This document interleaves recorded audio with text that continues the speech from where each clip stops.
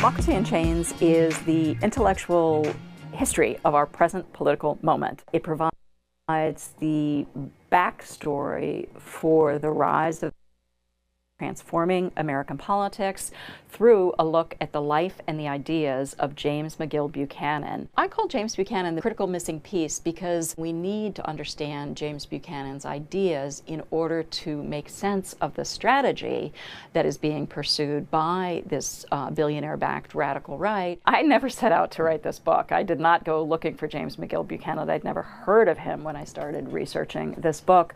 I had just finished another book, and I learned about the school closures in Prince Edward County, Virginia, in reaction to Brown versus Board of Education. And then in the course of digging into that story, I came across a footnote about Buchanan's work. And then someone alerted me to another footnote that contained a report that Buchanan's Virginia school had a more lasting impact on Chile than Friedman's Chicago school. So then I was really curious, and I began to dig into the Buchanan story as well. After he died in January of 2013, I finally, by September, was able to get into his papers. And that's where my hypotheses were confirmed, and I found some really interesting stuff.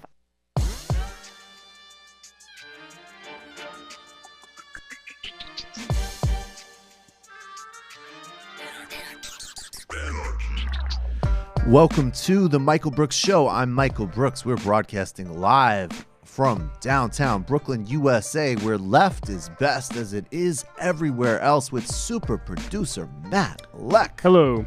Chief economist and quick on the draw, David Griscom. How's it going? Super producer David Slavic is in the digitosphere, in the ever-growing, ever-aggressive, ever-expanding TMBS universe. On this week's program, crew and host of The Way with Anoa, co-editor of the Progressive Army, Anoa Changa, joins us. We're talking about the crucial governor's race in Georgia, the next escalation on the Republican war on civil and voting rights, and can a Stacey Abrams win be an indication, a placeholder, a precursor of a radically transformed Southern Democratic and left politics, one that can create an actual American democracy? Plus, shout out to the animal kingdom. We have a dope story that has some poachers on the losing side of natural innovation.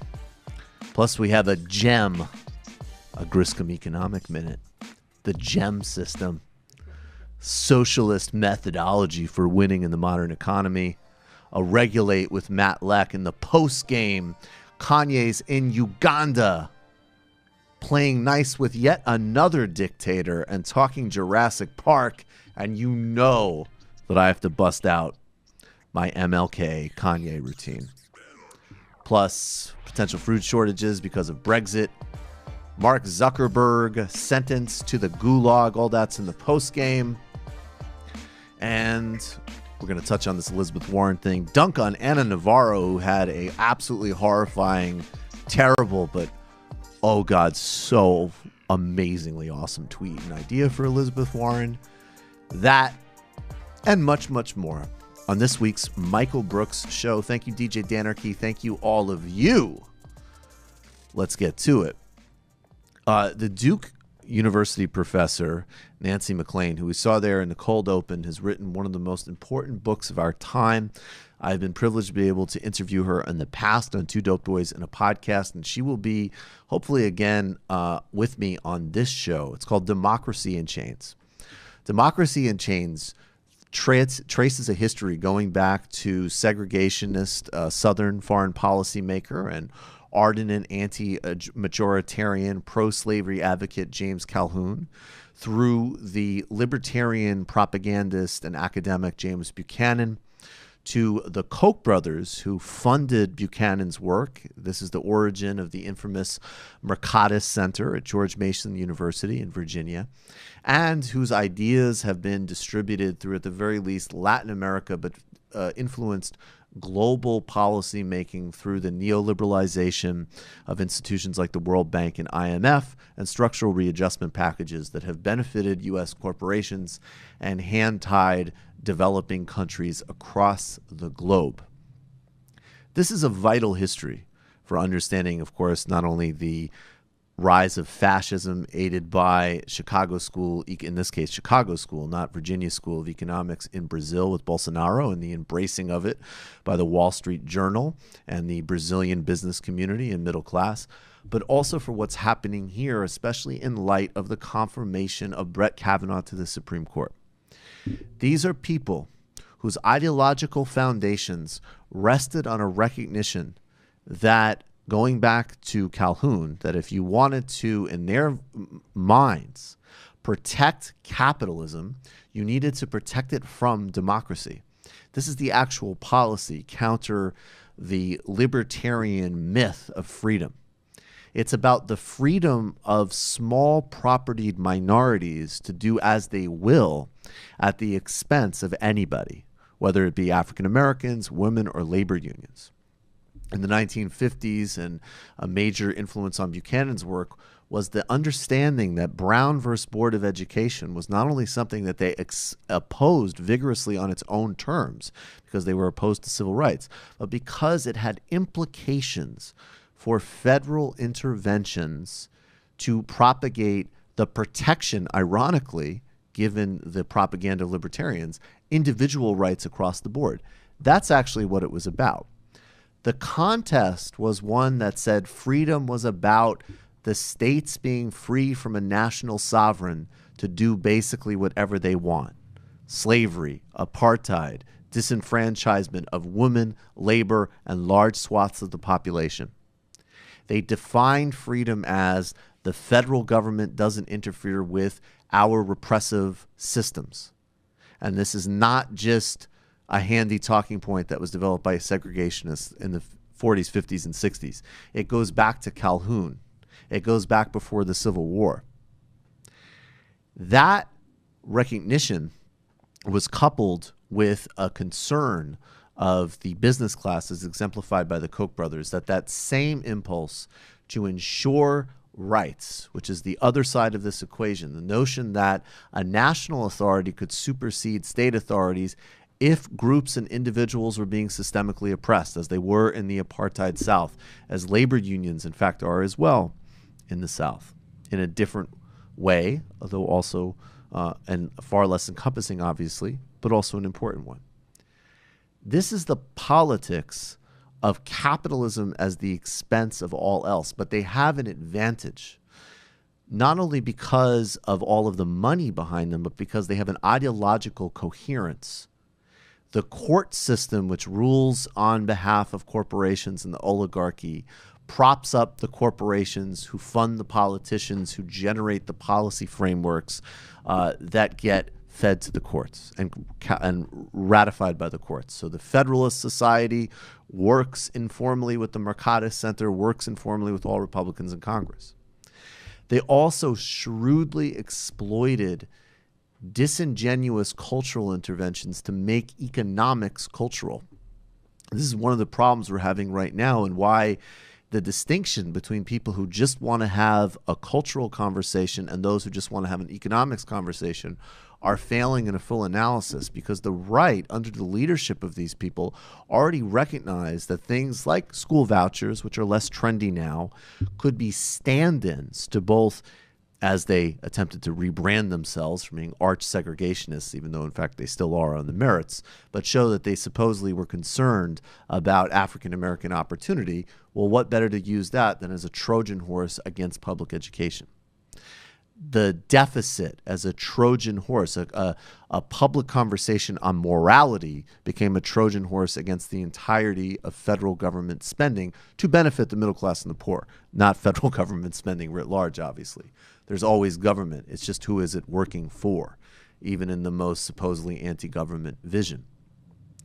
Democrats and the liberals, center-left, failed in fighting back, partially because they didn't understand, or maybe they were paid to not understand, by their own ideological blinders, the ways in which this all fit together strategically. And that is why a sort of piecemeal approach of small interventions, and I'll cover the range here, whether it's an unambiguous, unapologetic advocacy of the positions we need on labor, on single-payer healthcare, on breaking up banks, on a mass reclaiming of wealth in this country, on the fact that billionaires are antithetical to democracy, on the fact that huge swaths of this economy need to be publicized and democratized, but also in a positive and affirmative way, an overarching vision that recognizes that white supremacy, that systemic sexism are profound social ills that affect and work on all of us, and we all participate in, well, wittingly or unwittingly. The structural macro critique that can feed a vision of our view of approaching the courts, our view of approaching policy, and our view of an intellectual framework that provides an alternative to this is the only way of beating it. The right thought structurally, while the center left was thinking tactically. And while we can talk obviously about the fact that corporations compromised everybody in the whole process, the Democratic Party, with the advent of neoliberalism, sold out its traditional constituencies to Wall Street and Silicon Valley, while the fact that the old social democratic arrangements of the 1960s most likely will not work today in a highly globalized economy, which is why we need a genuinely mass global solidarity in order to advance even a genuine social democratic agenda. The other missing piece was that the right thought in terms of systems and long-term strategy, and the left thought in terms of how to navigate within systems that the other side created.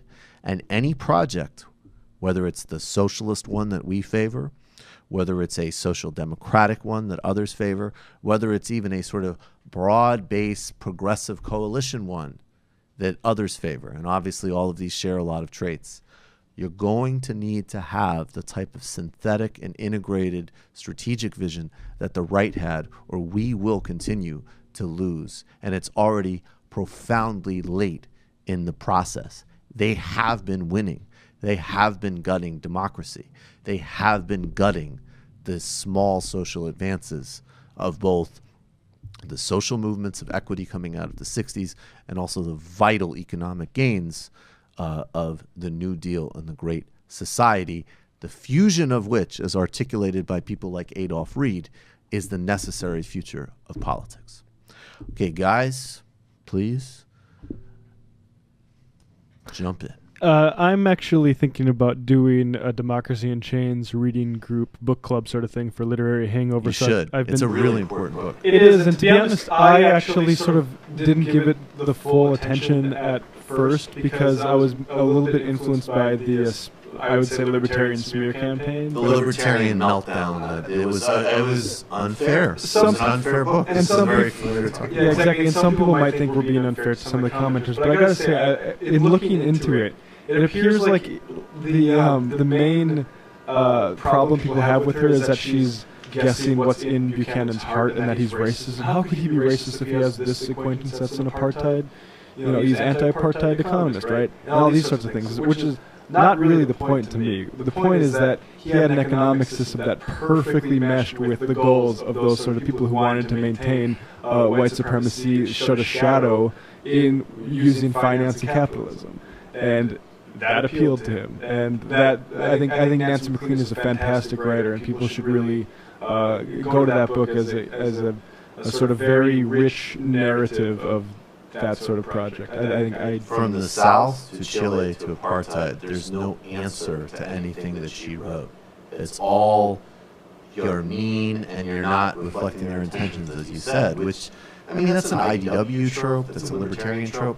We can stipulate. Look, I don't believe this, frankly, but I'll stipulate across the board. Every single libertarian intellectual that advised dictator Pinochet, who was mass murdering people in stadiums, who propped up economic systems in the South, in America and South Africa, that were designed off of main casts of people being fully disenfranchised as a, if you want to put it in Marxist terms, just a sub-labor group that was abused and exploited as part of how they did capitalism. And also, yes, let me just debunk one other one.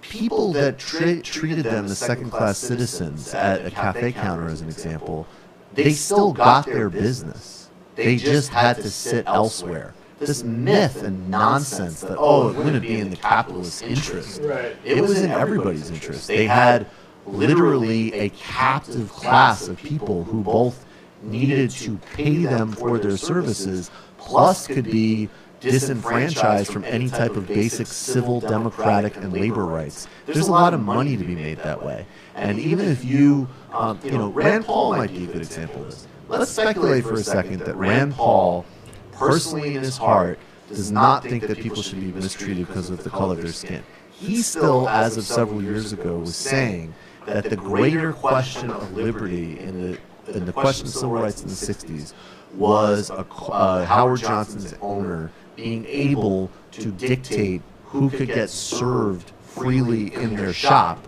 versus the people who couldn't get housing, were murdered by the police, terrorized by the KKK, couldn't vote, and couldn't labor organize, and had to still pay those same businesses for services and products that they were disenfranchised from. He thought the first thing was the greater question of liberty.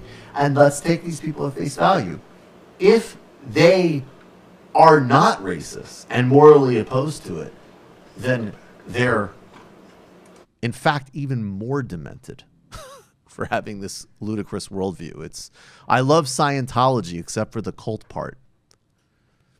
Yeah, and it's like the thing is when a lot of these libertarians talk about increasing liberty, they're not interested in increasing liberty. They're interested in increasing tyranny over the marketplace. So when they're talking about Johnson, he's wanting to increase his ability to be a dictator within his own realm, within his own hotels. And you look, closely at what happened though with the right wing. And especially this libertarian consensus that sort of really dripped into American society. I mean, you got to remember, like in the 50s, most economists were Keynesian. That's right. And they put so much money and effort into trying to shift that worldview to what the fact that even in the 90s and the 2000s, Democrats accepted very ridiculous right wing talking points. And Alan Greenspan was the head of the Fed, who everybody praised. The guy literally was part of the Ayn Rand cult. No, exactly. Well, yeah. Remember when he said he had a flaw in his ideology? Right. I had a flaw in my worldview. But I mean, it's something that we really need to understand why it was so successful, and why we really need to fight back, not just in winning power, but also in destroying that framework and that kind of conversation that's been happening. Because that's the Gramsci dimension, right? Yes, exactly. That's the counter-hegemonic narrative, and that sounds really fancy, but it literally is having a full counter strategy. That's why things like triangulation, even if they won in the short term, could never be durable because you're playing on someone else's terms. Because then look also what happened with triangulation. Every victory that the Democratic Party, the quote-unquote left, won was in a sense a victory for the right in many ways, because they enacted the right wing. Definitely true in the 90s. Yeah, exactly. Absolutely. So they took over that rhetoric, they incorporated it to give them power, and then they acted out on it. If it's intentional or not, that's the result of these things. And that's why the right has been very smart in the U.S. at understanding that cultural political and academic dimension of politics, which so often we forget when we try to talk about things as if they're happening individually. History isn't something that's given, it's something that's made. And it's something that's really important that we remember that as we build, left-wing power and coalitions going forward. Absolutely. By the way, I need to comment on the technical stuff first. We will have this uploaded with proper audio. We had an echo problem. Trouble with that? It's fixed now, but we'll make sure to check that beforehand. But anyway, is this up on screen? Sorry, guys. We actually had a bunch of weird. There's something going on here, tech wise. But Forrest, shout out Forrest, who's helping us out with the YouTube. He'll have that clipped with proper audio. We'll get that for the YouTube channel. Get on that YouTube channel. Subscribe. Michael Brooks Show on YouTube. Lewis Hyman, who we've had on Majority Report recently, posted a really long, worthwhile thread on Sears, and how Sears sort of had this. Basically, I'll just start in a second. The stores were not self-service, so the black customers would not have to wait, and then would have and then would have to ask the proprietors to give them goods, often on credit because sharecropping. The landlord often owned the store in every way. Shopping reinforced hierarchy until Sears, the catalog, undid the power of the storekeeper.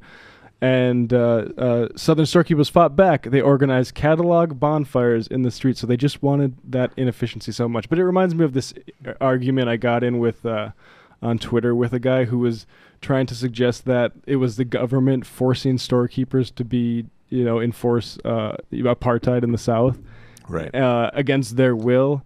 Which is, I mean, man, if there's anything more insidious but like nakedly stupid, it's that.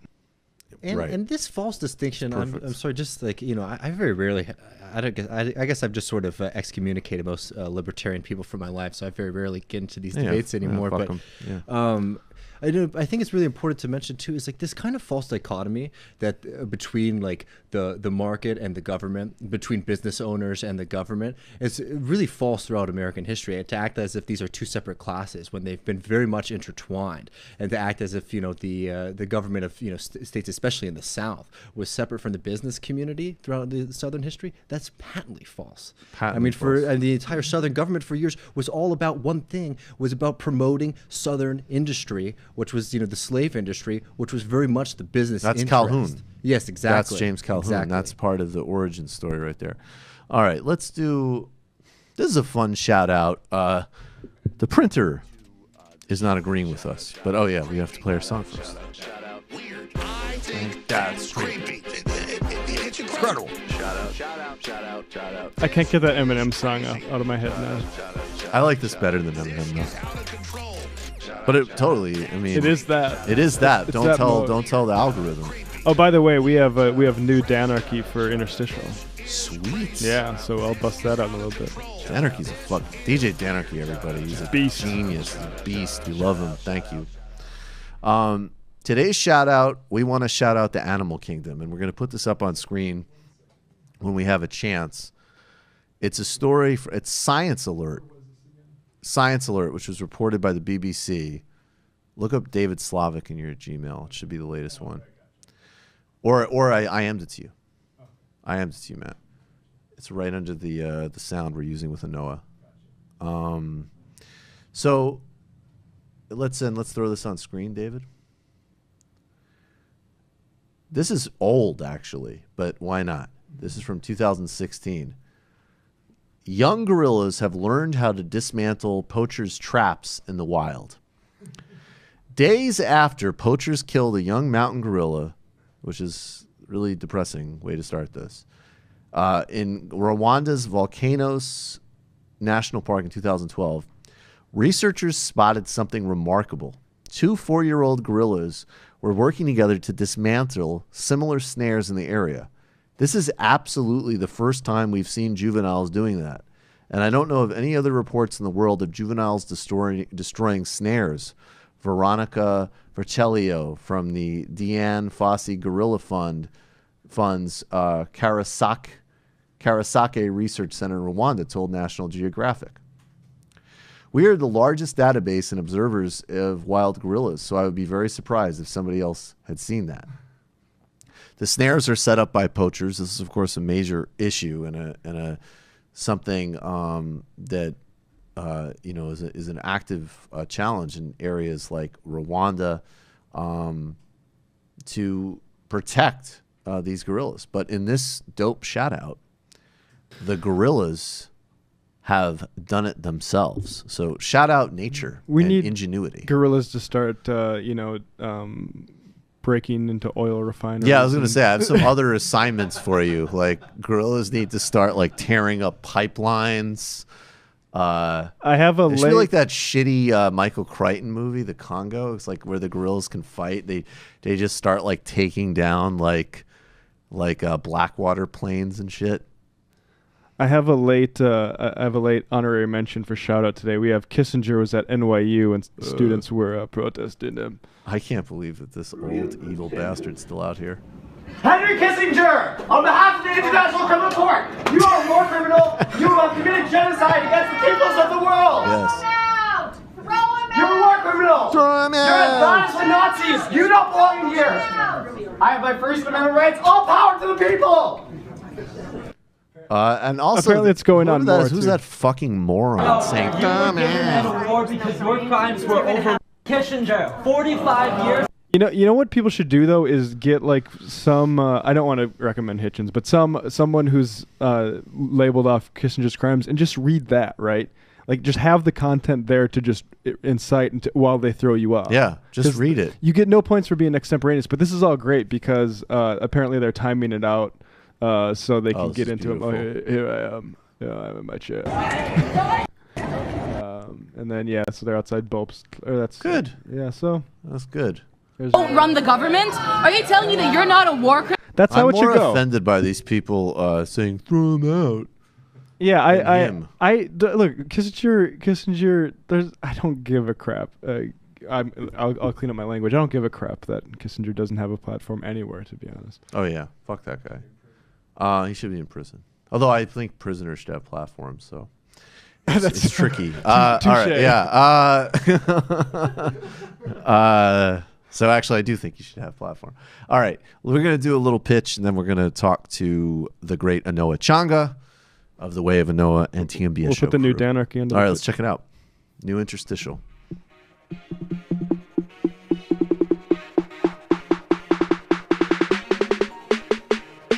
I buy it. I definitely buy it. Fits perfectly. Thank you, Danarchy. Shout out. We continue to grow as a show. We have crossed 1,700 patrons. Of course, the next big goal is 2,000 patrons. Huge amount of extra content. Just got a review the other day that said that we had the best Patreon extra content in the game, which I was very honored to hear. Those histories, those setups of ideas and histories from Africa to Gramsci to the history of the super elite to the Middle East, these really are going to give you a lot of ground for understanding how the world works and how to engage in activism, how to engage in arguments. And I think it also, the goal really is to actually enact and prototype what is a real global solidarity. What really is a proactive and affirmative vision of the kind of socialism, the kind of democracy, the kind of just basic human empathy that we're, even as we, fail and make mistakes and, we don't, obviously no one knows all of the answers, but we are working towards, we're grappling towards. And there's a really powerful community growing out of this show as well. There's calls with me at the 21 and above levels. I promise one soon when I get back from this conference in Idaho. Woke Bros with Waz and I. And I'll just say live shows are now like legit in the works, as are, I think we're doing hoodies. We'll be right back with Anoa Changa. Welcome back to the Michael Brooks Show. Joining us now is TMBS show crew and host of The Way with Anoa, which everybody should subscribe to, as I do, on my podcast subscription service of choice, as well as become a patron of, also the co-managing editor of the Progressive Army, Anoa Changa. Anoa, thanks for being here. Thanks for having me.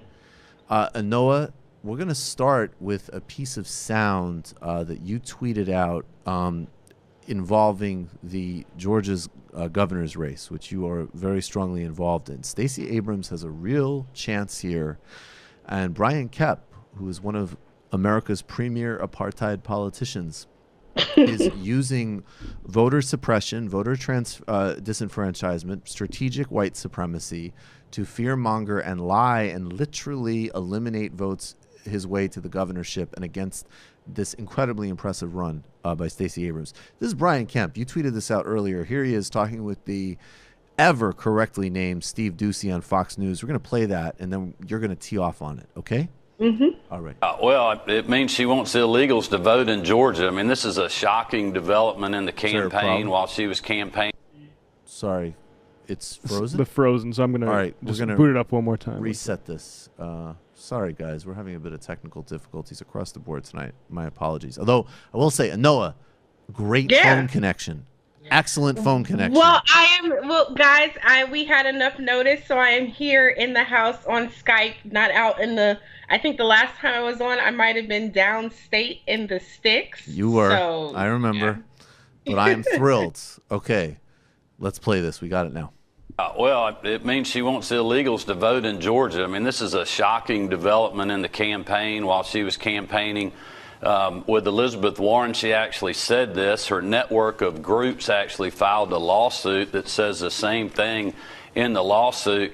And look, early voting starts in Georgia today. I think hardworking Georgians should decide who their governor is, not people here illegally like my opponent wants. Yeah, but you're Secretary of State.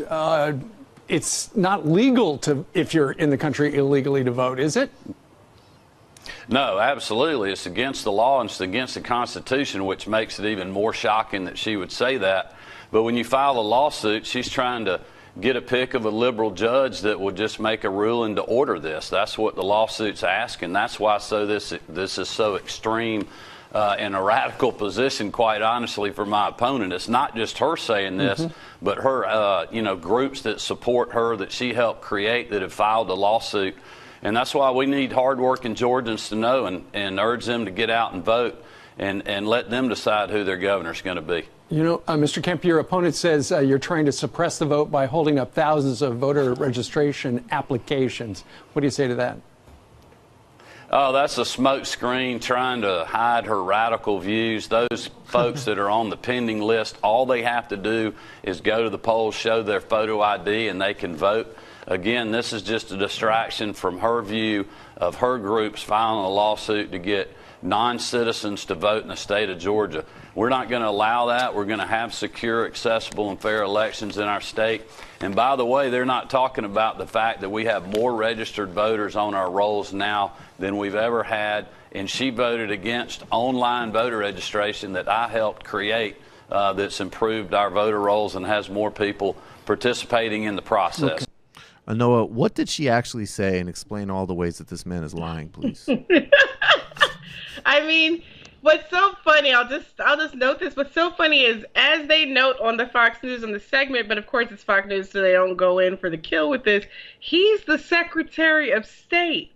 It's ludicrous when Republicans make these accusations, but this dude is in charge of the voter rolls. He's in charge of the elections, including his own, and he's afraid of, quote unquote, of non-citizens, of undocumented folks, quote unquote, criminal illegals, as he calls them, which is a horrible phrasing or whatever. But like, he's acting like he's really afraid that this could happen, but he's the one in charge. So if anything like that were actually to happen in large numbers, and we already know from all the different studies and results and stuff that have been done, this is like, if it does happen, it's so negligible. It's rarely ever found anywhere in the country that this happens. But let's say this actually did happen, it would be because he failed at his damn job and was too busy purging actual citizens lawfully registered to vote and missed this whole cadre of quote-unquote non-citizen voters who he thinks Stacey Abrams and Elizabeth Warren are trying to rally together. So what's he lying about? Elizabeth Warren and Stacey Abrams and Ayanna Pressley and some amazing folks here locally had a big rally on a HBCU campus in Clayton County, which is just south of Atlanta, last week. Part of the conversation is talking about what Stacey has been building since she launched her campaign last year, which is a campaign that's for all Georgians and building a Georgia that's for all. I know that sounds a little kumbaya-ish, but it's really what she's doing when you look at who she's bringing together to vote in this election.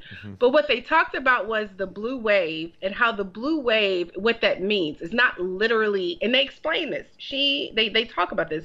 It's not just the people who are expected to vote. It is all of our communities. And the fact that undocumented families, non-citizens, are also a part of our communities. They are welcome here in Georgia. What Brian Kemp is really saying is that people who are black and brown are not welcome in his Georgia. That's all he's saying. By the way he aggressively pursues, purging African-American, black, Latino, AAPI voters from the rolls over the last several years. This is it's not just happening right now that he's running for governor. He's been doing this. There's a clip that MSNBC, I think maybe might have even been Rachel Maddow played in 2014, where he talks about how if these organizations, meaning the New Georgia Project and other organizations, were allowed to register minority voters. This is in 2014 when he was running for re-election. that they will be able to win, that Democrats can't be allowed. Basically, he's already been on record talking about his fear of voter registration and participation of Black and brown people. So we already know this man has a vendetta, not just against Stacey Abrams, who created the New Georgia Project in 2013, 2014, but has made it her mission to expand voting opportunity. So he likes to lie, he likes to throw in jabs, and he has the Governors Association, all these other groups that work with him to do this stuff. Fox News apparently has been hamming it up as well. But it's really ridiculous and insane what is happening here now. And to even say that the lawsuit that was filed, so to back up for everyone who might have saw the headlines of the last week, 53,000 Georgians have their voter registration on hold. They're pending.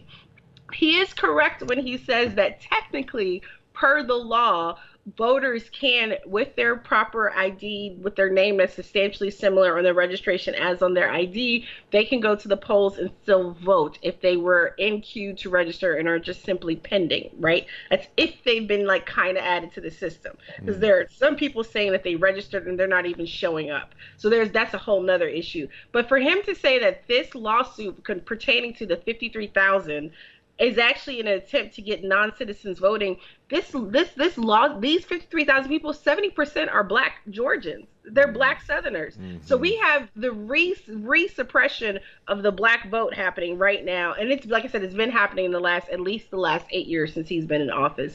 So he's lying on multiple fronts. He's been sued multiple times. This exact match issue right now that involves the 53,000 Georgians, he was sued actually back in 2016 by the Lawyers Committee for Civil Rights and the Law, along with several other groups, and they reached a settlement. And I think it was about 42,000 people at that time, and they reached a settlement in February 2017 about this exact issue. He was sent a warning letter, I believe, in July of this year, this summer, ahead of this election about this exact issue. To now have 53,000 people, after they previously sent him warning letters, and for him to sit here and lie, it shows that, one, he's just a liar and he's not trustworthy, and two, he's scared. Because they are in a dead heat right now.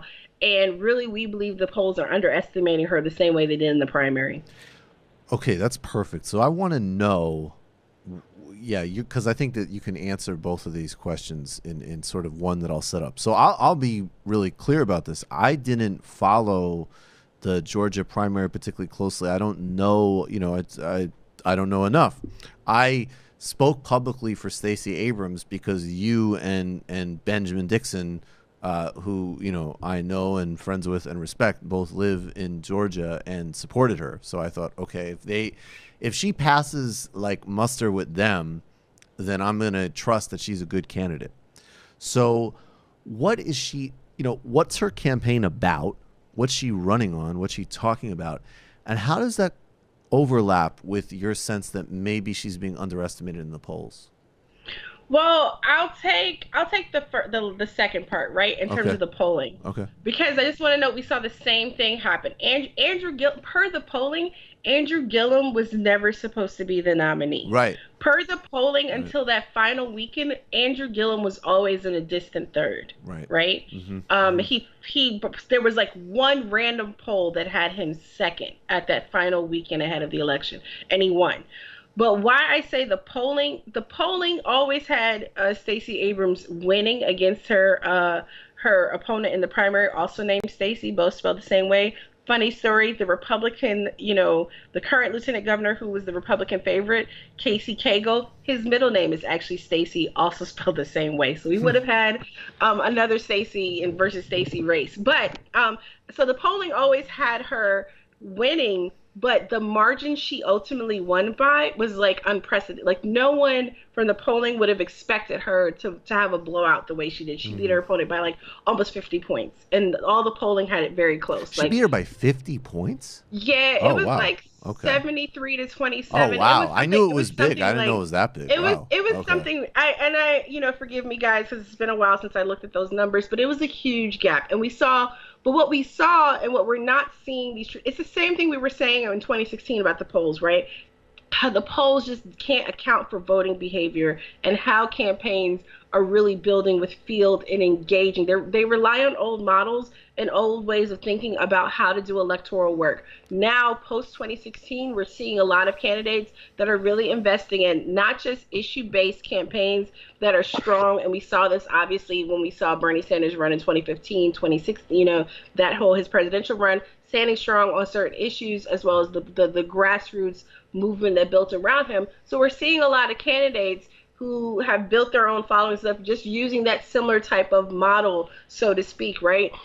So what we're seeing happening here, though, is we're seeing that polling isn't still not considering what they call low propensity voters, people who have not voted like in midterm elections, people who have sat out or non-voters. They're not counting new voters. They're not counting younger voters. Like these polls are riddled. Like there's a recent CNN poll that everyone's been going either gaga or angry about, with showing that Joe Biden is leading the pack if he were to run for president. But that CNN poll, I think when we broke it down, it only looked at people over 45 and white. So the polling that we're seeing that's being pushed at us by mainstream media isn't really grappling with the reality that activists and organizers, the grassroots, is seeing actually on the ground in these campaigns. So what Stacey is running on are things like Medicaid expansion. Now, I know a lot of folks are like, but we need Medicare for all. I absolutely agree. But living here in the South, having immediate members of my family who, but for, Medicaid expansion, will not be able to get Medicaid care, I'm okay with that being like a step in the right direction, because I believe that a lot of organizations like Our Revolution, like Center for Popular Democracy, like Democracy for America, have gotten in so early with Stacey and have been able to really help her, have the support she needs to move left the way she needs to strand progressively and strong. Yep. I mean, she's looking at, expanding opportunity in terms of pre-K education, really investing in universal pre-K. That's a big issue. That is a big issue. I mean, she moved left enough on enough issues, but and it's not just that she was doing this because she wanted to get the vote. We've had this conversation offline before, Michael, about how Black candidates, sometimes candidates of color, do not have the same access or support to be as progressive they want to be if they're dependent upon only these party systems and structures to support them when they're running. So with her, because she has built the support that she's built over the years, but also because organizations like Center for Popular Democracy, because I don't know if people listen when she talks. I listened to a talk she gave to like a construction union. I can't remember what it was, but like I listen to her when she talks, and she'll say things like freedom to thrive.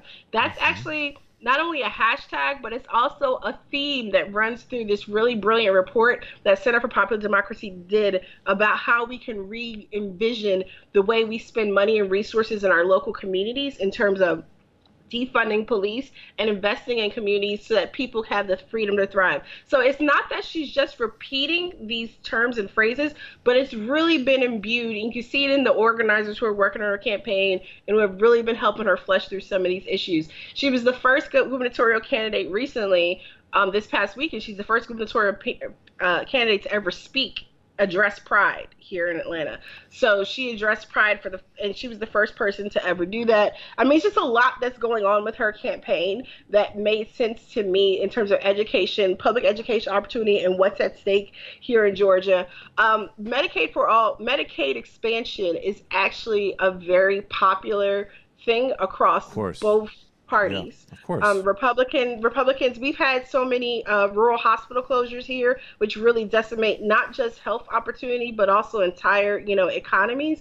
And then you also have the burden of uncompensated care costs at the county and at the state level that's really been a huge issue when you look at that as well. So that's like one topic that she's been talking about that I think, again, for those who are organizing, like I appreciate my local DSA folks, and again, I'm not our DSA spokesperson here in Atlanta, but what I appreciate the way folks have been organizing is the fact that we want this other thing, but this immediate, thing that our legislature here stateside already has the support, in terms of people to do, gets us closer. And then we can build on that to help educate people for why we need to get to Medicare for all. Well, and also expand their sense of what's possible. I mean, absolutely. That is the fundamental argument that always comes again with these.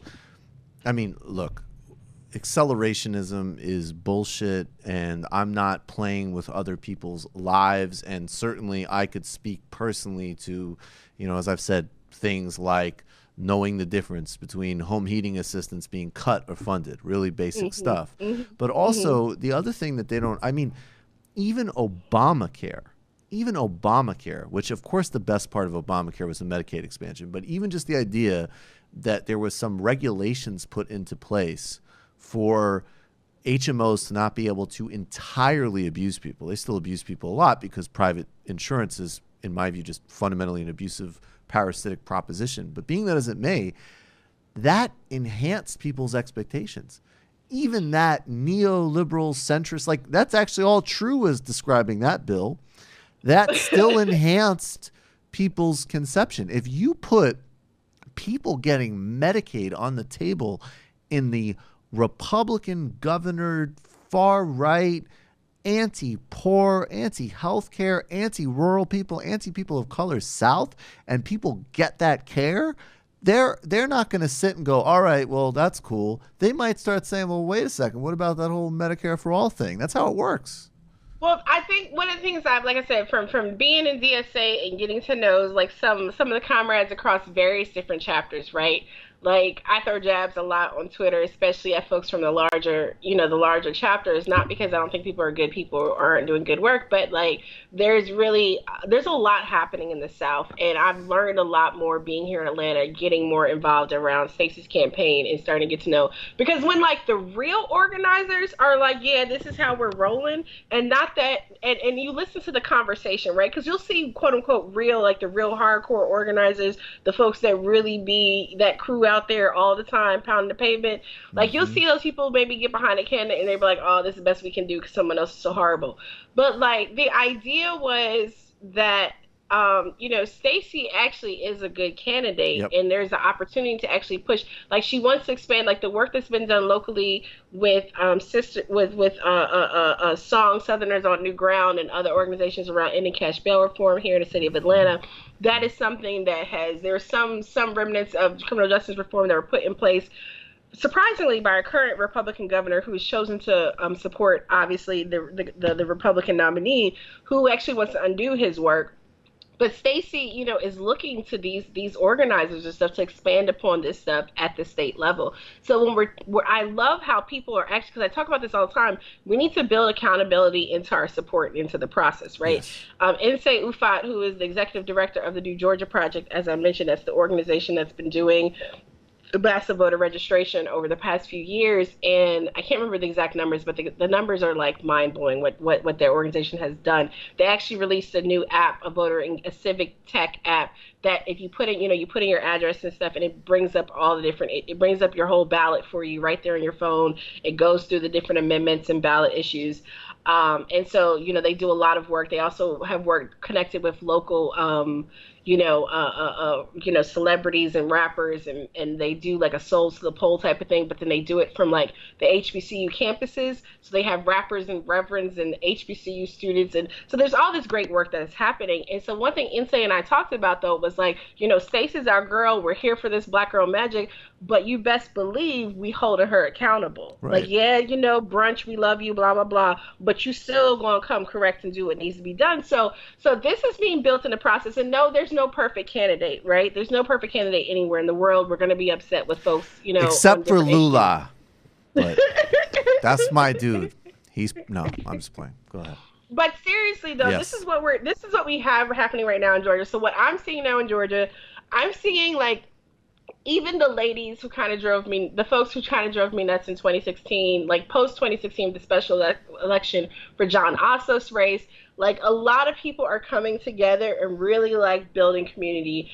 Just yesterday, Black Voters Matter is an organization that has been like touring the South. They have this amazing, it's really dope, this amazing tour bus. I actually got to do a 2-day bus tour with their group through South Georgia. But they have this amazing bus, Black Voters Matter, and they've been going around doing voter outreach, doing GeoTV stuff, like basically just helping where they can and helping to spread the love, because a lot of the rural areas, people think of rural and think it's just, white Trump supporters. Mm-hmm. There's a lot of people who are white in rural areas who didn't vote, who didn't support Trump either, right? But there's Black people in those areas, there's brown people, there's other people in those areas too. So they've been going through the South to like make the case. And also the South is a lot more progressive than it gets credit for. It's just that a lot of times people are cut off from opportunity, from resources, and they don't feel connected to anything. Like one of the things I'm finding through my current work, working with, municipal candidates, is I have folks running for county commissioners in these like traditionally red communities. They are seeing some of the same issues of affordable housing, healthcare, homelessness that we're hearing about in our Oaklands, in our Atlantas, in our Chicagos, etc. And so they're getting excited when they're finally getting connected to people, because especially when you're living in a rural area, your nearest neighbor is however many miles away, you may not know that anybody else like you exists. So it's great when initiatives like this happen. But what happened though with Black Voters Matter yesterday though, Latasha Brown and Cliff Albright are the founders. They were taking a group of Black seniors to vote. Early voting started here yesterday in Georgia. They were really excited. They had a local senior herself who organized the event. And, well, I don't know if she's a senior. My bad, sis, because you have gray hair, so I shouldn't assume. But someone who was local to the community, right, who was known by the seniors at this community center. They knew her. They trusted her. They all agreed. So they were excited. Latasha and Cliff and their crew were really excited to be able to do this service. I mean, to take 40, predominantly Black women to go vote, that's like life-giving. I mean, right. I was on the bus with them back when the Randolph County situation was happening, when they were trying to close those polls, and we got to go through the southern Georgia and stuff. So that was life-giving for me then. So I can only imagine what it is right now with all this energy. Well, somebody from the county got nervous or whatever, and they ordered them off the bus. They filed a complaint, and the Senior Citizen Center was just like, well, someone complained and they're worried, so everybody has to get off the bus and we can't do this today. So they stopped them from taking over 40 Black seniors to go vote yesterday. These people are still going to go vote, and they were even more fired up. That's so and they're going to tell, yeah. But this is what's happening. It's not just here, it's across the board, and it's sick. Yeah, definitely want you to elaborate on that in 30 seconds, or not. I'll ask about it in 30 seconds, but I just wanted to note, I liked what you alluded to before about sort of like even like kind of some of the OSEF people. And one thing I think, especially in contrast to like all of the, social media spiciness and everything that people gets into, is that, and also the fact that it's okay that people have genuine ideological disagreements in a coalition. That's actually very healthy and good for an ecosystem. But some things are resolved by people actually doing things together, right? Like we look at things differently, but we're working to elect Stacey Abrams. We look at things differently, but we're working, on a particular ecological or justice or, global initiative. Like not just, reviewing each other's hot takes, which, of course I do and everybody does, and it's fun and it's great, whatever. But I think some of that stuff is literally addressed by doing things together. Agreed. Like, and when we actually move people past these like hyper silos on social media, we find the commonality, and we're able to build. That doesn't mean we ignored like bad or idiotic things people are doing. But so we're seeing it, and we're seeing support not just for Stacey Abrams, but for also candidates down the ballot.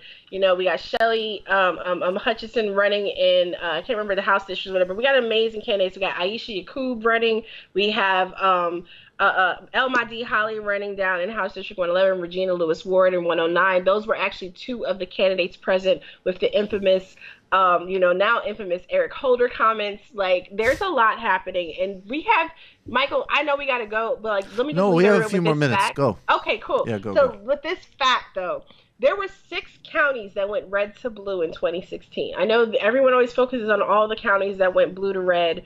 Oh my God. But there were 6 counties that flipped red to blue, right, in 2016. 3 of them are here in Georgia.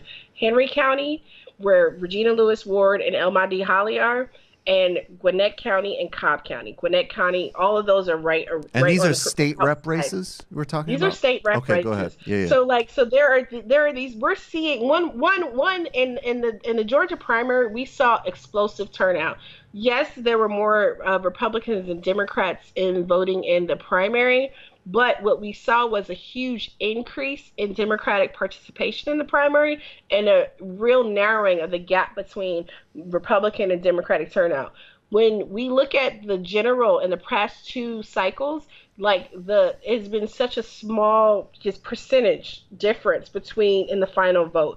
So when we're just extrapolating out and looking at the participation in the election, as well as these candidates who are running now in these districts, like the people I've been mentioning, like we have folks who are also endorsing it. Yeah, Shelley Hutchinson is in House District 107, which is in Gwinnett County, which is one of the counties that flipped and went from, red to blue. It's also one of the most diverse, rapidly diversifying counties in the country or something like that. Like, there are these places in the state that are now minority majority districts, but they have not had anyone of color actually running in them. Now, I'm with a lot of folks, you know what I'm saying? I know folks that they back up by identity politics. For me, representation always matters, and y'all can come hit me up on Twitter if you funky, and we can talk about more about that. But but it's important that we have people who are actually reflecting and representing the communities they come from, as in the mindset which these candidates are, as well as in actual lived experiences, etc. Right? So having a Black woman social worker mom like Shelley, who is representing her district, which it looks more like her than the incumbent, is important. Having a district down in Henry County with Regina Lewis Ward, who's originally actually from Brooklyn, big ups to Brooklyn, okay. And right. Elma D. Holly, like having those 2 people, running in a district which actually has been redistricted 3 times in the past 5 years, having them overcome the incumbents they're running against and actually reflecting and representing the district where they are is important and valuable. And yes, I'm plugging these people because they're also right on the issues. If y'all know me, I don't just roll people because they Black. Right. Well, I mean, that's to me like, yeah. I mean, I think that's there's folks I won't even mess with. So no, I mean, that's to me, like, I mean, I think everything is there's always a dialectical relationship, and I think that like a lot of that initial critique was people like the Clinton campaign saying, everything is subordinate to an identity, and that's trash. That's wrong. That is a totally different thing than saying, of course. And by the way, like literally across the board, I don't have a problem, not if it's positioned in a racist way, obviously, but I don't have a problem if somebody's like, hey, I grew up in some rural district somewhere, and maybe I want somebody who has farming experience, right? Like, we could really expand the bounds of people wanting to have some sense that who represents them share an experience with them is not a radical notion, and it shouldn't be to anybody. Like, it's actually pretty obvious. Actually, real quick before I ask you the final question, you have a candidate, I believe, in Boston that you wanted to talk about. Can you do that? Yes, and okay. I do. I need everyone to go check out Rachel Rollins for Suffolk County DA. Rachel Rollins is running for Suffolk County DA. DA races also have a county. I'm about to slip this one in. Mark Hayes is running in Hennepin County, Minnesota. Got DA candidates running across the country. We've already seen with Kim Fox and Larry in Philly. Like we've seen the way DA matters. It matters a lot who's in the DA position.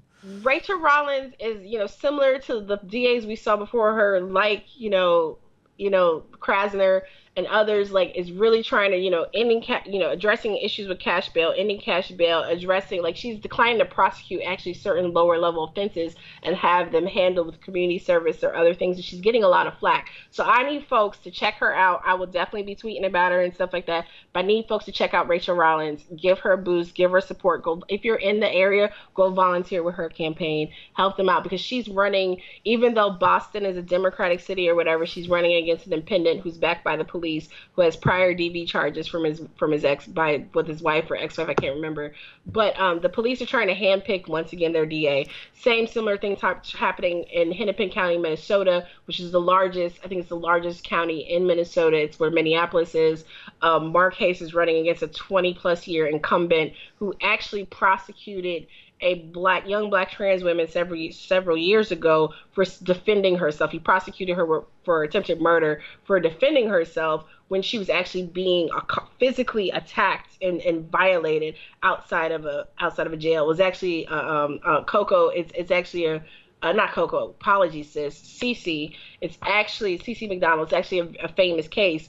So like he's also been a part of the war on drugs and just like he actually tried to testify in the early 2000s against the disproportionality between crack and cocaine sentencing. So like he needs to go. That was what Republicans got on that one. But he's a Democrat. Though. And he's a Democrat, right. So this is, in Hennepin County, this is an instance where any blue won't do. Absolutely. So these are 2 DAs. I need y'all on this. I'm going to give Michael some more information to tweet out and stuff. But I need y'all to look at these 2 DA races. And, you know, I got some more local elections and stuff I was tweeting about earlier. So y'all, if y'all want to know what's going on with municipal elections, definitely hit me up. Because that's where that's what gives me hope right now with all this craziness is the local level stuff. In the future, okay, so I think it's fair to say, and I'm definitely supportive of Stacey Abrams. I'm supportive of Andrew Gillum. And I would say, and I always draw the distinction, right? There's like my favorite candidates, Bernie Sanders, AOC, Connie Ng, Barbara Lee. Then there's people that I like and I need to know more about, but I'm actually like, if I could vote for them, it would be an affirmative vote. And that's Andrew Gillum, Stacey Abrams, and some other candidates whose names are escaping me right now. And then there's other candidates like, I would also vote for Bill Nelson in Florida because I'm a harm minimized voter. Sorry, right? Like, that's how it is. But when you look at candidates like Gillums and Abrams, who are like genuine center-left candidates, definitely Abrams, moving very strongly in the right direction. She has people like you in her circles, which to me is like a bigger metric for measuring where they're going than they are in some ways, because that's the context for campaigns is a bigger deal, the structure around them.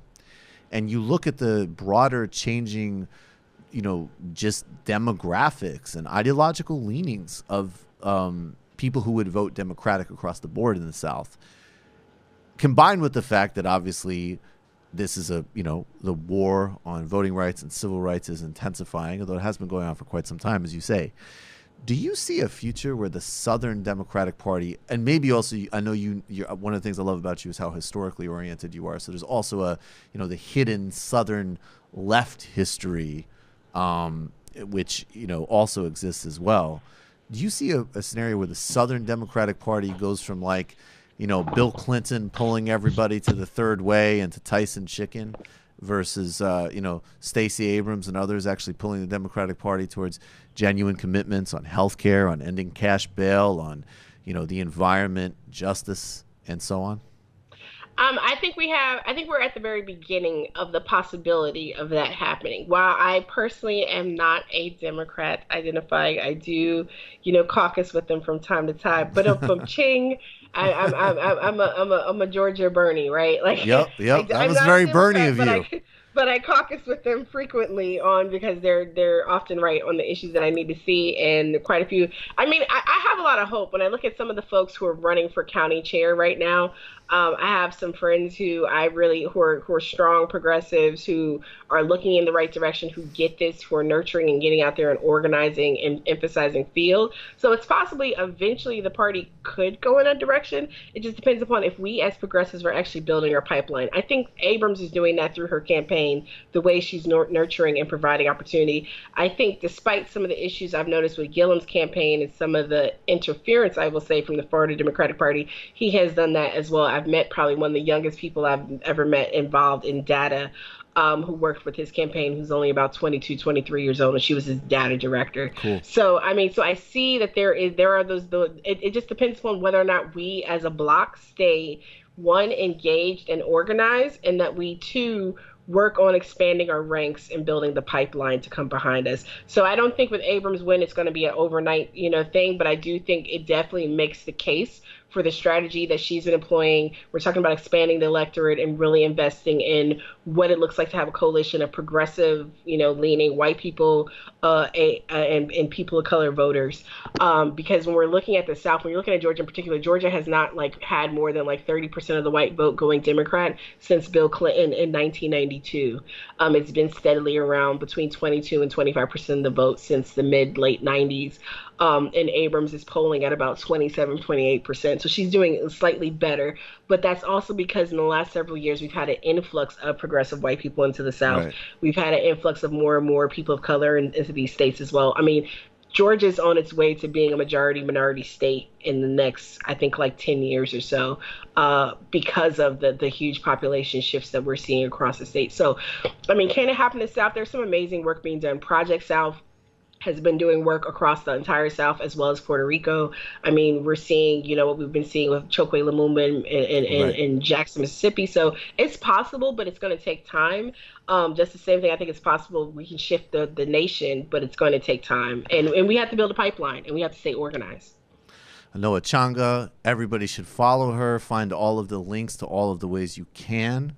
Well, I'm on Spotify now too, guys. You're on Spotify? Now I'm pissed. We're not on Spotify. What the fuck? I'll tell you. Now it's like I get on Spotify and then like 3 days later they announce that everybody with a podcast can get on Spotify. So like I was special for like 3 days. So. But there's a lot of amazing work happening down here. Shout out to Eric Robinson and Insei Ufat with New Georgia Project Action Fund. Like I said, candidates that I'm most excited about. These are not the only ones, but these are some of the ones top of my head. Shelly Hutchinson. Aisha Yaqub is an amazing young Muslim sister who's running for state house. Renita Shannon is dope and she's an elected official herself, but has been organizing and canvassing for all these other amazing progressives all cycles. So, El Mahdi Holly and Regina Lewis Ward, I mean, tons of great people as well. So don't just look at what's on the top of the ticket. If you're really annoyed with whoever's on top of your ticket where you are, looking to see what's happening with local races. If you don't have a local race right now, you're going to have a local race in the next cycle or two, because there's literally a local election happening all the time. And you guys will possibly be having a special election for public advocate. Yes. I might have to be coming to New York soon. Who knows? Oh, yeah. Well, Nomiki Konst. That's going to happen. And when you come to New York, you have to come do the show in studio. Anoa, thank you a million as always. Anoa Changa. Anoa. Thank you. Thanks, Anoa. That was a revelation. Anoa with a clean phone connection. It's pretty amazing. That was amazing. She went from one of the average. She shot up to like the highest quality phone. That was amazing. Right. Yeah. Right. Ana Navarro is one of the dumbest people in American politics. She's the opposite of everything Anoa was just talking about. I believe her father was connected with the Contras. I should have double-checked that before the show. Maybe somebody can double-check that for me. But she actually, I mean, to her credit. Yeah, her dad was a Contra. Her dad was literally a Contra. Her dad was in the CIA drug traffic, kill nuns guerrilla army. Now, I don't know what he did. I do know what the Contras did. Maybe he was just in Miami.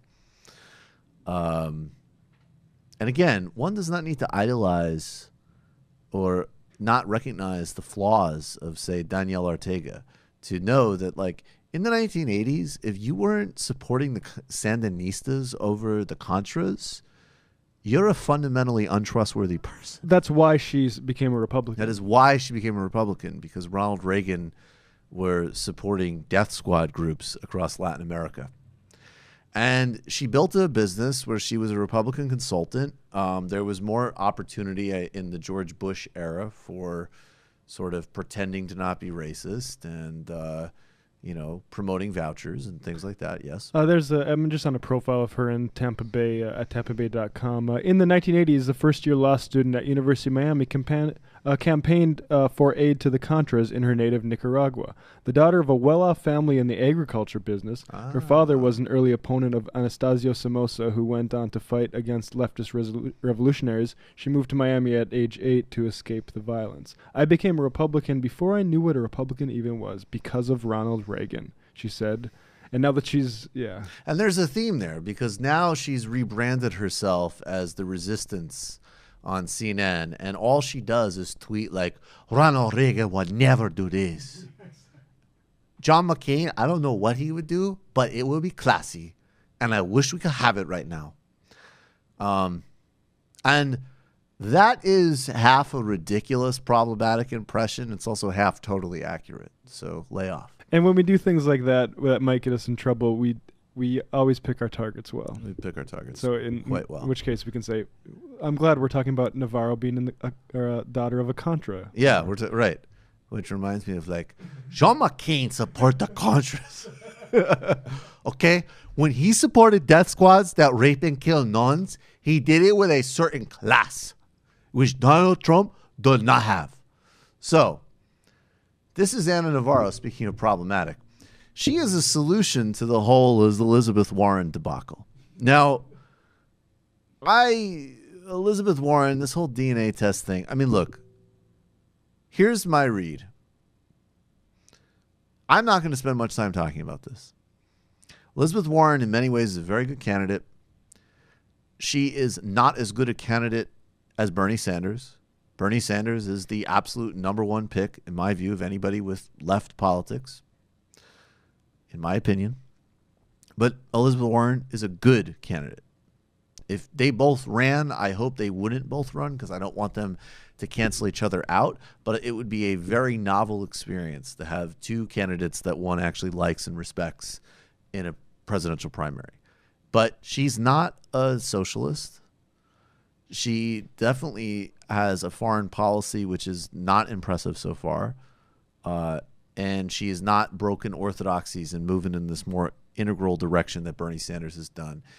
And the foreign policy is not a side piece. That's an integral part of any long-term left strategy. I think that there's no, unless you go for the jugular, you're not going to win those bullshit, tabloid, racist, bully, misogynist games with Donald Trump. He's a piece of garbage. He knows exactly how to play to his cult. And he's really good at that. And, you know, it seems like there's a family story of a part of her heritage being Native American. She used it in a way that was advantageous.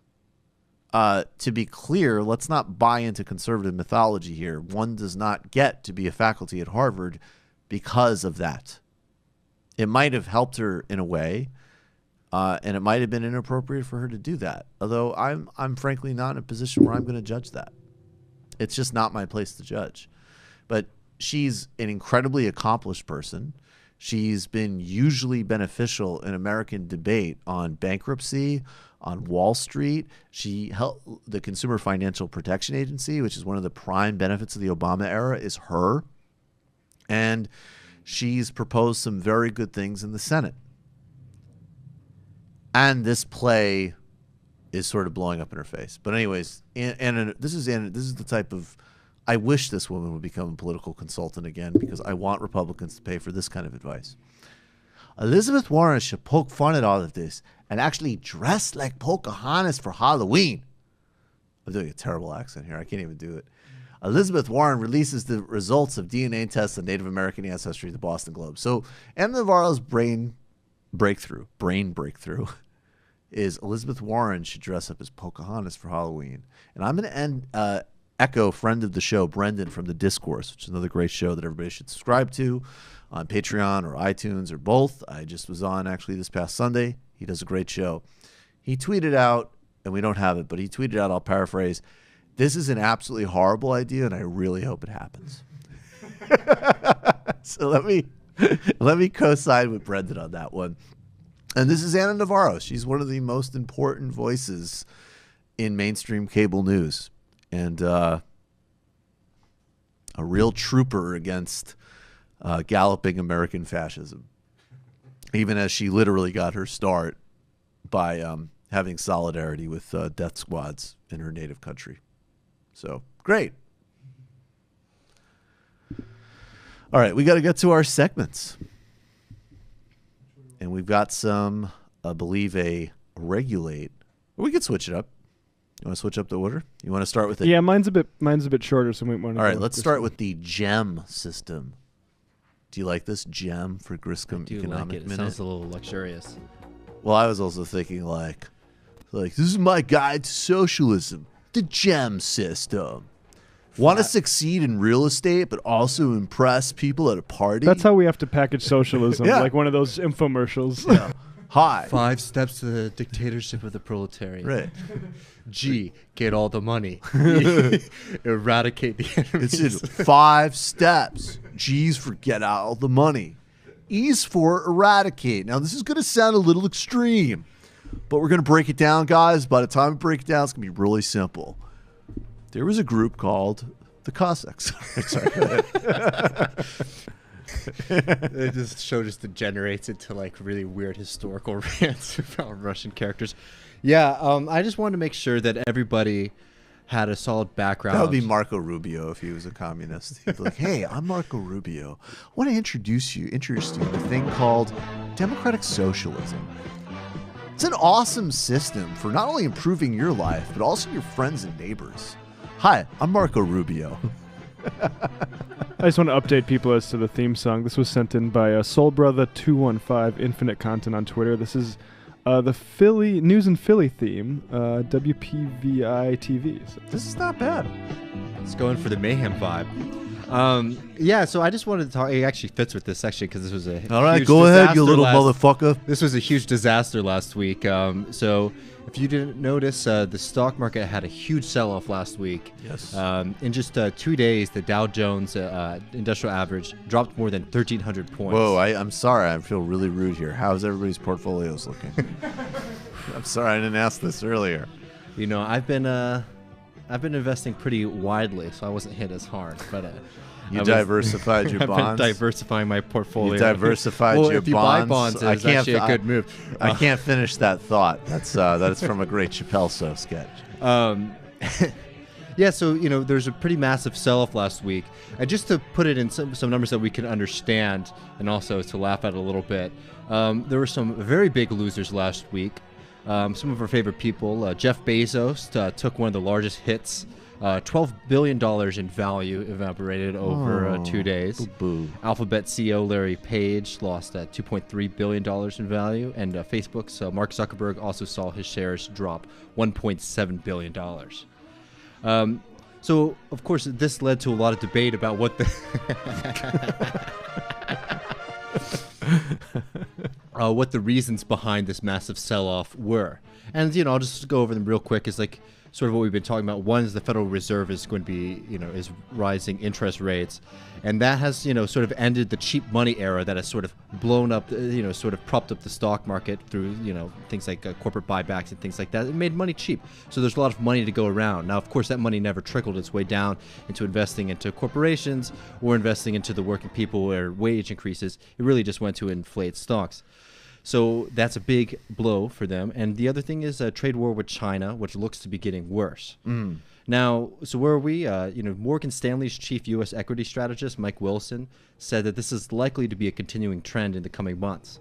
But over the past couple of days, we've actually seen, as typically happens, a market rebound. So, I've been getting a lot of people asking me about this, and I just really want to make this very clear to people.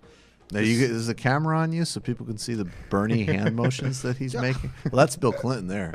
It's like the Wall Street is not the real economy. You want to do communist Bill? I can't do the good Bill Clinton accent. All right. Well, keep going and I'll translate it. The stock market is not the economy. What the stock market is a way for rich people to pay themselves off of the value that they've already extracted from the people who create value in this country, which are the working class. Now, it's really important that we understand this because people oftentimes like to take cheap political hits at their opponents. Analysts love to do this, is to point to the stock market. Trump does this all the time. Whenever the stock market is up, oh, look how great I am on the economy. Democrats do this too on the opposite. Oh, look how bad Trump is on the economy. This misses the point. The point is very simple. It's been the point of the past 40 years of the U.S. economy, which is that as we've shifted our perspective of what a good economy looks like by looking at the stock market, by tying CEOs' compensation to the stock market, by creating laws that encourage corporations and have CEOs have duties to make sure that shareholder value is increased all the time, that we've created this bizarre economy where the number one most important thing is to increase shareholder value for stockholders. This is a small portion of the population, and it doesn't do stuff that creates a strong real economy for workers. It certainly hasn't helped out with wages for working people in the United States. And this is what happens when you have a contradiction between fictitious capital, which is what stocks basically are, right, and the real economy. And these are opposite sides of the spectrum, because the more money that you extract for increasing stock value, so when you do things like sell everything that is in Toys R Us and fire all the employees and pull off a massive profit for yourself, that's in contradiction with creating an economy that's putting people to work and is creating some value or meaning or creating some service in people's lives. Instead, there's this focus on creating shareholder value, which is something that can be so abstract from any kind of real or material reality for people that it's completely nonsensical, and has created this very tiered system that we have in the U.S. economy, where some people are so fixated on the movement of fictitious capital, which can evaporate in a day and can grow back the next day, because it does not necessarily represent the actual on-the-ground material reality of production in the U.S. economy. It's just as a guess on future profits, and then it is a legal title to extract future profits. And we need to be really clear about that and to stop focusing on it so much, because if we don't, we're not going to be able to get out of this hellhole cycle that we've been living in for the past 30 years, where we just try to inflate the stock market to make everyone think that the economy is doing good when people really are struggling to get by on their basic needs. I got a question for y'all. When LeBron scores a point, do you think you scored? That's right, you're not on the floor. You're not in that game. Same thing with Wall Street, except when Wall Street scores a point, it's at your expense. And when LeBron scores a point, you cheer. So you need to get out of this false consciousness of thinking of yourself as an investor and understand that you're part of an exploited class. It's the only way we're going to move forward. Michael, that hurts me, because when Texas football, when the Texas Longhorns scored a touchdown, I scored a touchdown. Right. See, that's the type of delusion that's at work. That's the fairy tale that capitalists have been telling people since time immemorial to divide them from their actual interests. Good stuff, as always. David Griscom, the GEM system. Winning in life and politics with socialism. And now we have, I believe the GEM system comes from Thames Darwin, prominent, not only a Smarty Pants patron, but actually the guest on the illicit history of German socialism and German social democracy, which Alexa understands better than Steven Crowder. I was going to try to find a Nixon tape to go with that, because there's a famous Nixon tape. It's actually, people can look it up. I just couldn't find the sound the time, but it's like, I think May 4th, 1972, Nixon's talking about the stock market, and he says, the American people, the middle, the gray American, they're suckers, and they're talking about the stock market going up and how they can be manipulated by that stuff. That's not really how it goes. I feel like it's veering into like Price is Right territory. Yeah, but anyway, changing a little bit. Maybe we should experiment, seeing if chopping up the speed could do something with it. Probably could. Have you seen A Bad Situationist, Michael? No.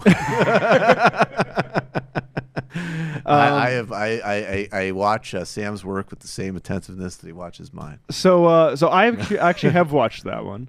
I didn't actually. That's like the obvious cheap joke, but I have to figure out here. That's the one where Benjamin and Marin plays the radical. No, I haven't watched. Okay, yeah. It's I watched pilot season. It's funny, but Bad Situationist. A situationist is these French philosophers, and I'm not terribly caught up on it, to be honest, but I do know one concept from it, which is called psychogeography. Mm-hmm. And I have it up here. Psychogeography is that up on screen right now? Is an exploration of urban environments that emphasizes playfulness and drifting. It has links to the situationist and blah, blah, blah. So it's an interesting concept. I first heard of it because of Will Self, who famously wrote for The Guardian some columns where he would walk from his place in London to Heathrow just by foot, and then fly to LAX, and then walk from LAX to his hotel in LA, and you get a very interesting view of the city on foot. And I'm a big walker. I walk to work every day. I've walked from like basically Red Hook to Greenpoint to Flatbush, so I've seen a lot of Brooklyn. And one observation I've made is that if you were to place me down anywhere in Brooklyn and I didn't open my eyes and I just smelt piss, I would know that I would be next to a giant luxury high-rise that had just been completed, because they don't plan for this at all. It's clear that they make these things too tall and they don't have room for people's pets. So there's always one side of the building where people come and let their animals. And literally, there's nearby our building. The sidewalk is made for drainage, so it's a big wide sidewalk. But if you look very closely, there's a path that goes through. So if water goes on it, it'll snake through these. And that's always just dog piss, basically. Right. And it's frankly disgusting. It's disgusting. People have to realize, if you don't know Brooklyn, I mean, it's across New York, but particularly Brooklyn, because there's actually a lot of neighborhoods that are more not only residential, but even when they were built up, it wasn't built up with high rises. And they stick these new buildings in, which are quote unquote luxury buildings, and they literally are just like their sore thumbs, just sticking out like total monstrosities in the landscape. They don't fit anything. They look like something that like Tony Montana would like try to build in Scarface or something. Like they're just trash, and but they're quote unquote luxury. Yeah, and I'm very against them because I'm from North Dakota. Okay. There is one skyscraper in North Dakota that's the North Dakota capital, 18 stories, so not huge. Not huge. I think it would pretty much blend in Manhattan. I think it would probably blend in.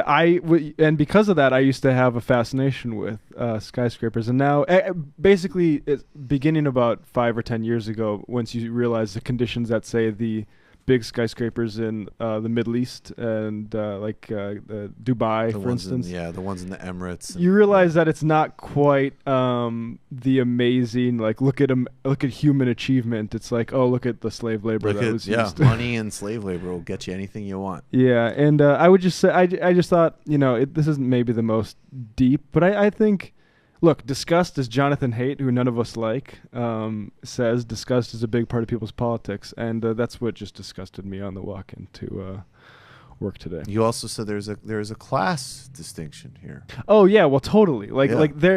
People just because we've been watching a lot of Steven Crowder and dealing with Proud Boys, the type of things that sort of like as often racialized remarks of the way these people view the city, right? Right. Like, and how they're never really in a city; they're in the suburbs all the time. Yeah, they don't know anything about it. that. And like the sort of flippant comments, and really like I think that we should maybe more focus on the developers that are making this be our surroundings. You're angry about piss on the street. Don't be a racist asshole.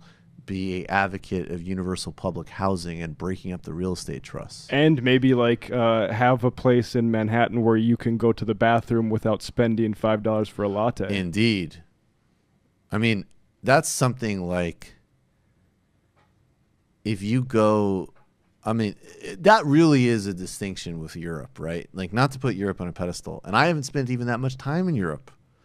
But like one thing that will just hit you is like, oh, this is just like a really nice park, and there's a bathroom that people can use, and you're trained like,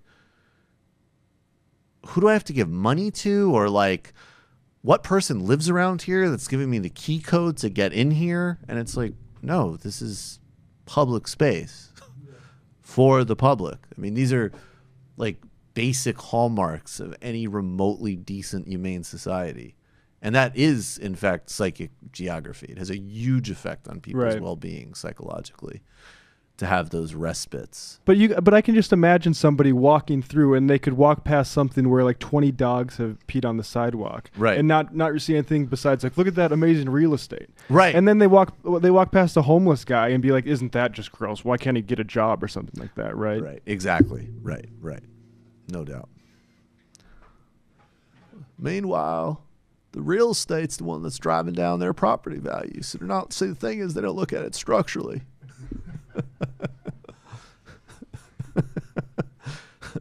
And I'd also say, just to throw another little shot, is I think the people that buy that kind of real estate don't really care where their dog pisses. No. I think like they're going to go down that street, let the dog piss, and go back. Unless they're a patron of this show, in which case I'm sure that they had a great reason for moving wherever they moved. Yes. No, of course not. A literary hangover. Or a literary hangover as well, indeed. Those buildings freak me out. I was walking. There's one that's being, it's just grown up in the past 3 months near my apartment, and they all look so similar. And the worst thing is when they try to make the lobby very friendly. So there was one today, and they all are done by the same graphic design company. It looks like, and it just said, "Welcome home." In big letters, and it was those are truly not Orwellian. They're very Brave New World. Brave New World. Yeah, exactly. Yes, it's like be happy, relax. Well, there's other. Speaking of psychogeography, you walk around New York when it's freezing cold out, and again, people are sleeping on the streets, and then you walk by and you see how every bit of real estate has just a massive, empty, well-lit lobby full of couches that aren't being used. Like it is perverse. It's really disgusting. It is literally perverse. Yes, and it should be disgusting. And this is another problem. Not to get into it with hate, is make distinctions about what you're disgusted about. Like if you're disgusted about a food smell you're not used to, that's on you to grow the fuck up. Yeah. If you're disgusted because somebody is laying on the street in 10-degree weather and there's a heated couch in a lobby, that's because you have basic moral imagination. And that's a good thing, and that is a superior thing. And that's what we're going to need to cultivate if we're going to survive as a species. Thanks, everybody. We're going to head into the post game. We have a ton of sound. Kanye's in Africa. Food shortages in the UK with a Tory Brexit. Lots more to get to. This Sunday for the primer, and we might unlock it, Jean Bajelon and I, crew Jean Bajelon, we're doing an actual a breakdown of Bernie Sanders' foreign policy speech, because this actually was important. This is a real step in terms of structural foreign policy thinking, following up from the conversation with Daniel Bessner, which everybody should go back and check out. If you haven't yet, go to Michael Brooks Show on YouTube. Share our clips. Subscribe. We're growing that. Become a patron today. It's time. Patreon.com/TMBS. Get the full experience, every shape and form. Thank you, David. Thank you, Matt. Thank you, David. Thanks, everybody, for watching, listening, sharing, and, of course, most importantly, for being patrons. Thanks, everybody.